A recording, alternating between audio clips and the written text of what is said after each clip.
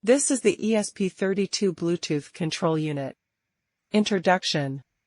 The control unit is an extra tool that makes our anomaly detection system easier to use. The system works perfectly well on its own, but this unit helps demonstrate how settings can be changed more conveniently.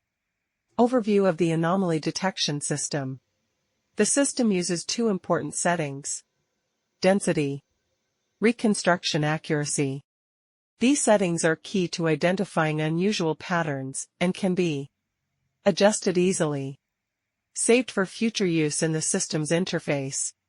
Example: when lighting conditions change a lot compared to when the object was first analyzed, you might need to adjust these settings slightly to maintain accuracy.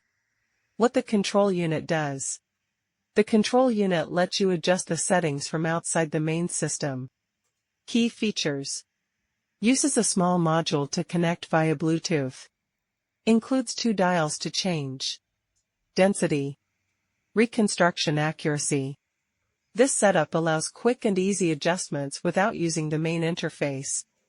Benefits of the control unit. Makes changes simpler. Adds flexibility for different conditions or demonstrations. Allows quick, remote adjustments through Bluetooth. More information.